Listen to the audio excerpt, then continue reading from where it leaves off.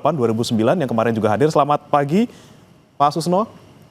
Selamat pagi, Mas. Selamat pagi, si pendengar. Selamat pagi semua. Pak Susno, kemarin Ya. Pak Susno, kemarin Jumat ini bagaimana sih sebenarnya suasana pertemuan dengan Pak Presiden dan pasti juga membahas soal reformasi Polri nih. Apa sih yang kemudian dibahas kemarin, Pak Susno? Begitu ya, kita jadi agak kaget juga pagi-pagi sebelum sholat Jumat dihubungi untuk bertemu, dipanggil di beliau jam 16.30. Sampai 5 jam gitu, selesainya jam 9 malam lewat seperempat lebih kurang. Yang kita bahas adalah terkait dengan masalah-masalah kebijakan pemerintah di bidang Ipolek, Sosbud, Adak, Hankam, kemudian masalah perekonomian, termasuk masalah luar negeri, masalah dalam negeri. Bagaimana kebijakan dan apa yang telah dilakukan oleh Pak Prabowo selaku Presiden untuk keperluan rakyat Indonesia. Kemudian kita bebas memberikan masukan, memberikan tanggapan, memberikan usulan. Dan pertemuannya tidak terlalu formal, misalnya pakai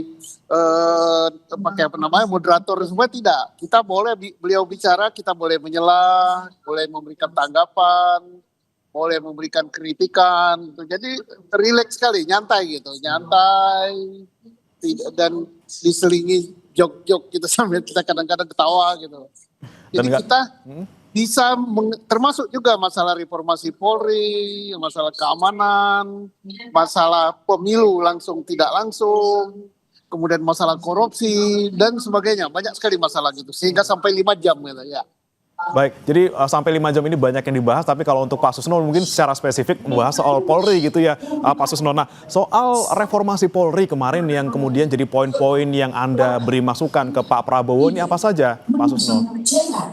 Ya, reformasi Polri, bahwa kita bersepakat yang hadir di sana mengatakan bahwa reformasi Polri itu ditandai atau dengan adanya reformasi di pucuk pimpinan Polri gitu. Karena apa? Sukses tidaknya reformasi Polri itu sangat tergantung kepada pimpinannya. Tentang Polri di bawah siapa itu kita berpendapat terserah Bapak Presiden. Yang penting ada perubahan perilaku gitu, ada perubahan menjadi Polri yang profesional gitu. Karena soal tempatnya di mana itu bukan yang paling utama. Yang paling utama adalah profesionalisme dan perilaku dari Polri gitu. Itu yang kita soroti. Ya. Oke, baik. Sebelum kita ke sana, Pak Susno, kita juga sapa yang sudah hadir di sambungan daring juga, Pak David Pajung, Koalisi Relawan Jokowi Prabowo Gibran. Selamat pagi, Pak David. Selamat pagi, Mas. Selamat pagi, Pak Susno. Pak David, sebelum saya ke Anda, ini saya mau ke Pak Susno dulu terakhir karena Pak Susno mau boarding ya, Pak ya. Ini terakhir nih Pak, soal kemarin masukan-masukan yang Anda berikan ke Pak Prabowo, katanya ini kan sudah ada kesepakatan gitu ya terkait dengan gimana sih reformasi Polri-nya. Tadi Anda sebutkan soal pucuk pimpinan. Nah, itu berarti yang dimaksud adalah pergantian Kapolri atau seperti apa, Pak Susno? Jadi bukan kesepakatan ya, kita memberi masukan kita didengar oleh beliau, yaitu harus ada pergantian pimpinan. Karena kita tahu bahwa sukses tidaknya reformasi dari suatu lembaga itu sangat ditentukan oleh pucuk pimpinannya, demikian kita. Oke, baik. Oke, Pak Susno masih bisa bergabung Pak atau sudah mau boarding Pak? Sudah dipanggil ini. Oke, baik. Baik, terima kasih Pak Susno Duaji, Kabar Eskrim Polri 2008-2011 sudah bergabung bersama kami. Hati-hati di jalan Pak. Baik, saya lanjutkan saat ini ke Pak David, Bang David. Ini kan kemarin pertemuan yang terjadi di Kertanegara hari Jumat, kemudian disoroti gitu ya, karena kita melihat tokoh-tokohnya bukan tokoh-tokoh biasa, tokoh-tokoh yang kalau dibilang Pak Menhan ini adalah oposisi, walaupun kemudian ya memang ini adalah tokoh-tokoh yang kritis seperti itu. Nah, Anda melihatnya sebagai relawan seperti apa, Bang David? Iya, jadi pertama begini, ini mereka kan memang sebagian besar mantan-mantan penguasa di bidangnya, di zamannya ya. Jadi mereka ini penguasa-penguasa di bidangnya di masa lalu. Tetapi juga sebagaimana statement sendiri dari Pak Menhan Sapri Samsudin yang menstate bahwa mereka ini para oposisi yang meminta waktu untuk bertemu dengan Pak Prabowo. Nah, kita kita sangat tahu Pak Prabowo itu kan orangnya sangat open mind ya, presiden yang sangat terbuka, makanya siapapun yang akan menghadap dengan maksud baik pasti diterima secara baik, dan itu bukti bahwa mereka diterima berlima ya. Itu juga sama dengan karakter Pak Jokowi, bahkan orang yang melukai Pak Jokowi pun bisa diterima. Nah, ini para pemimpin-pemimpin kita yang sangat punya kebijakan, berjiwa besar dan rendah hati. Nah, tetapi yang kita harapkan bahwa sebagaimana informasi Pak Susno tadi ya, kita berharap pertemuan dengan eh, tanda petik kelompok oposisi ini yang dikatakan oleh Pak Mehan Sapri Samsudin itu bisa memberikan masukan secara konstruktif ya, masukan konstruktif. Jadi mudah-mudahan pembicaraan-pembicaraan dengan Pak Prabowo itu semua terkait dengan kemaslahatan rakyat, kebaikan bangsa dan negara ini, yang terutama adalah bagaimana saran-saran mereka untuk membangun harmoni kebangsaan kita. Jadi kita berharap bahwa pertemuan itu tidak apa ya, tidak destruktif, artinya mengusulkan hal-hal yang justru menjadi beban psikologis, beban politik bagi Pak Prabowo sendiri. Karena kita juga tahu semua sebelumnya ini kan diawali dengan pertemuan katanya ada 50 tokoh di rumah Pak Said Didu kan. Jadi dari pertemuan itu kemudian lanjut dengan meminta perwakilan 5 orang menghadap Pak Prabowo. Dan kita tahu apa yang dibahas, bukan kita tahu, kita mendapat sebagian informasi baik dari media ya, maupun dari beberapa online, bahwa pembicaraan-pembicaraan di rumah Pak Said Didu itu kan memang banyak sebenarnya apa ya, membincangkan tentang hal-hal yang sangat politis sebenarnya. Karena kita tahu kan, ya, tokoh-tokoh yang di rumah Pak Said Didu termasuk orang yang menghadap sebagian besar dari 5 orang itu ada 3 orang yang memang kita tahu juga itu kan sebenarnya lawan politik dari Pilpres di 2024 kemarin.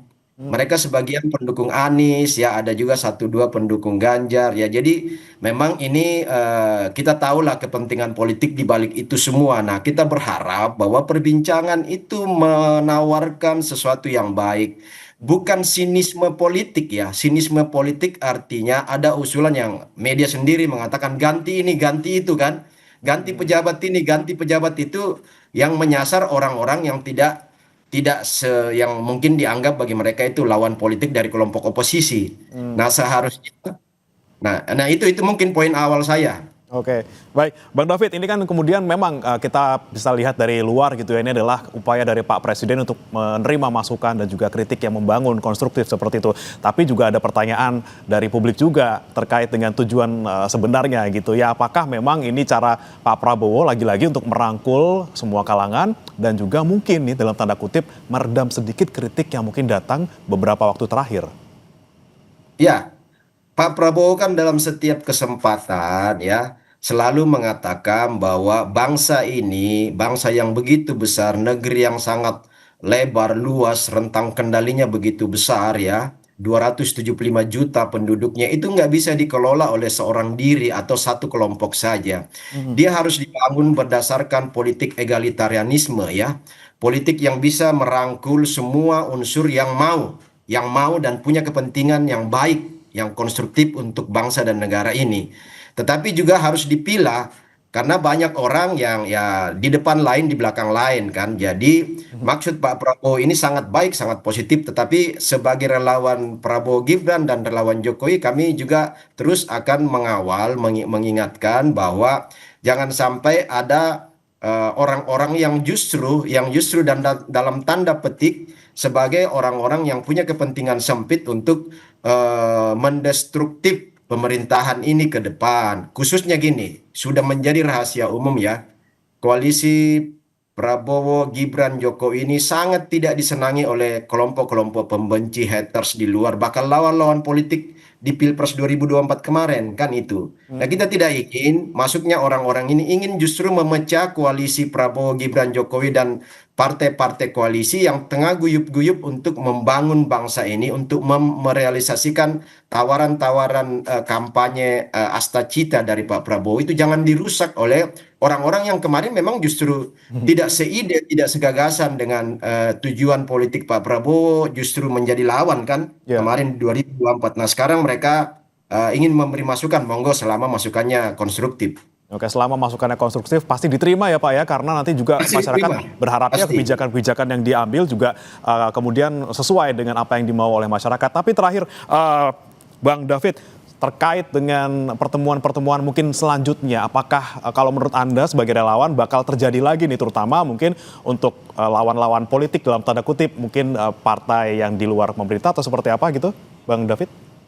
Ya, Pak Prabowo kan sudah coba melakukan beberapa pertemuan dengan ya bahkan ada partai yang tidak masuk koalisi kan, bahkan ada ketua umum partai yang tidak masuk koalisi juga sudah ditemuin atau sudah bertemu dengan Pak Prabowo. Nah, itu maksud baik dari salah satu politik egalitarianisme dari Pak Prabowo. Nah, tetapi memang yang kita mau catatkan juga atau sampaikan saat ini bahwa ini kan beberapa tokoh-tokoh ini punya catatan-catatan track record yang tidak baik di masa lalu ya. Tidak baik di masa lalu. Mungkin dari Kompas sudah tahulah siapa-siapa itu termasuk tokoh-tokoh yang berkumpul.